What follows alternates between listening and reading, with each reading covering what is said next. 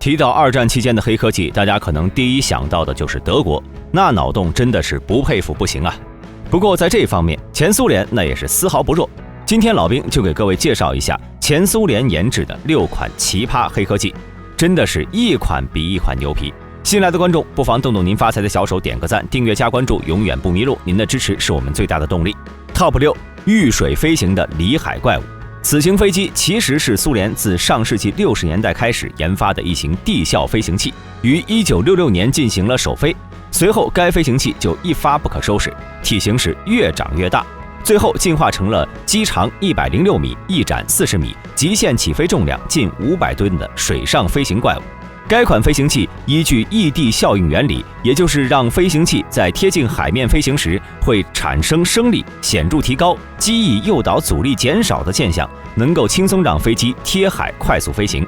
再加上前苏联当时的暴力设计逻辑，直接给里海怪物机翼前上方配置了多达8台喷气发动机，利用喷气的气流在机翼下形成一个动力气垫，有效增强了地面效应，实现了这种飞行器的大型化发展。不过由于此型飞行器航行时必须贴近海面，所以对海况要求极高，很难在恶劣天气下保证安全。再加上受当时结构、材料等技术的限制，使其维护复杂，寿命有限。因此在经历了2次重大事故后，就被苏联丢进了仓库里。总之是一句话，真的是钱多没地方花了。奇葩指数3颗星。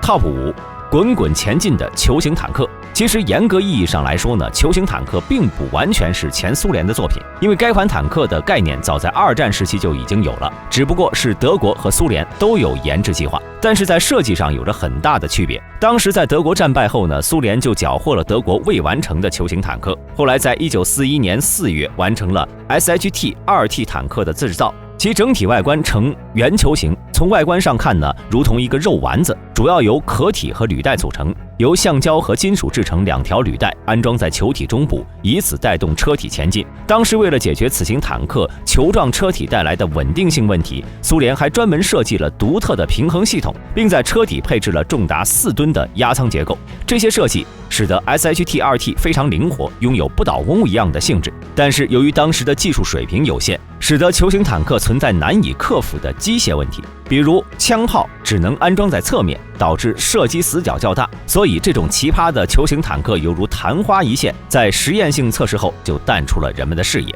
奇葩指数3星半。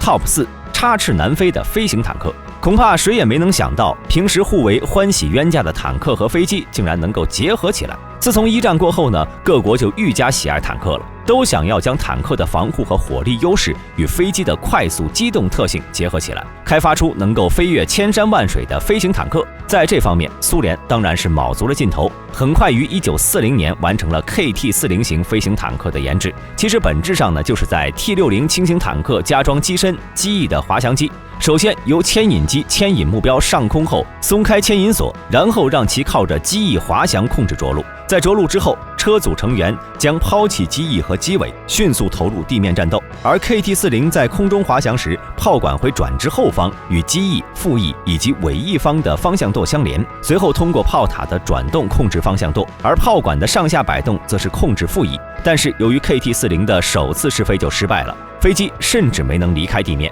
虽然设计师后来进一步缩小了 T-60 车身，但是由于面临防护、火力与减重之间的矛盾，再加上诸多难以克服的工程难题，导致 KT-40 的研制工作很快就落幕了。又一款中看不中用的设计。奇葩指数3星半。Top 3，神出鬼没的潜水飞机。如果说坦克和飞机还能勉强组合的话，那这款潜艇和飞机的跨界组合属实有点夸张了。其灵感呢是源于前苏联设计师乌沙可夫的创意，但是就是这么奇葩的设计，居然最终得到了苏联高层的支持，并在1938年完成了设计。要老兵说啊，这没点背景都不敢这么搞。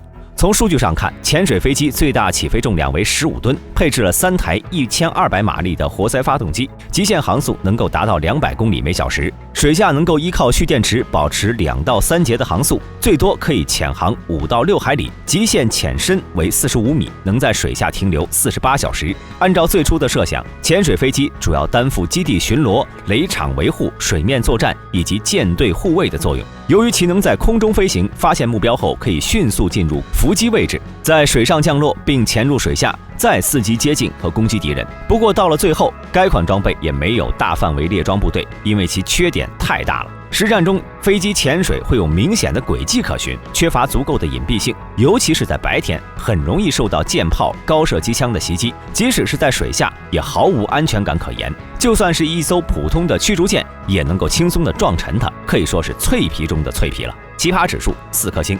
Top 2，极不人道的反坦克狗。在苏德战争初期，由于德军凭借着闪电战理论实现了战略上的快速穿插，将苏军分割包围，直至消灭。而在失去了大部分机械化装备之后，如何阻止德军坦克的前进，就成了苏联高级指挥官的致命难题。之后，苏联就灵机一动，想出了一个残忍的想法，自此反坦克狗横空出世。这种反坦克狗与摩洛托夫鸡尾酒极为相似，都是适用于中短距离的反坦克战，也能够隐蔽在战壕壕沟内，对德军进行出其不意攻击。比如在1941年12月5号，德国中央集团军兵临莫斯科城下，负责攻击西姆基地区的帝国师官兵就有幸见识了反坦克狗的厉害。当时在南方集团军内部，关于防备反坦克狗的命令一度明文下发到军中的每一个连队，规定看见快速奔跑的狗，士兵可以立即开枪射击。在设计上，反坦克狗的制造极为简便，仅需要亚麻袋背囊固定在狗的背部即可，其背囊内装置有高爆炸药，配置4寸长的雷管作为引信。一旦狗冲到坦克底部时，折断的木杆便会引爆炸药，从而摧毁整辆坦克。但是从实际效果来讲的话，这种武器除了牺牲了大量的狗狗以外，并没有取得很大的战果，方式也极为不人道。奇葩指数4星半。Top 1，快枪手火刺猬。本质上来说，这款武器其实也并不是什么特别牛的东西，只是前苏联为改装后的图2轰炸机所起的一个代号。该机的正式型号为图2 SH， 是一款加载了冲锋枪的奇葩轰炸机。而图2原本作为轰炸机，强调的是高空轰炸能力。然而在配备了波波沙冲锋枪之后，它的作用就变成了对敌军部队进行毁灭性打击。这款被称为火刺猬的轰炸机，由著名的设计师杜拉什科维奇操刀。也不知道他在设计好之后，有没有想到该款飞机会到这个地步。按照最初的预想，苏联将会在飞机腹部安装88支波波沙冲锋枪，能对大规模集结部队进行火力压制。如果说88支波波沙都配备弹鼓，那么一轮齐射就可以打出6000余发子弹。这样的设计不得让老兵想起了苏联的另外一个奇葩3管步枪，同样都是暴力美学之下的产物。不过由于无法空中更换弹匣，所谓火刺猬的攻击时间只有5秒左右，是无法达到战略目标的。再说了，你这子弹有没有这射程还是一说呢？所以这设计最终没有大规模列装部队，只是当做图2的一个变种封存在历史当中了。奇葩指数5颗星。那么大家还知道哪些苏联的奇葩黑科技呢？欢迎在评论区留言讨论。如果各位有什么想看的系列，也可以发在评论区内，老兵会尽快将其安排上日程。好了，今天的视频就到这里，想了解更多记得点个关注，咱们下期视频不见不散。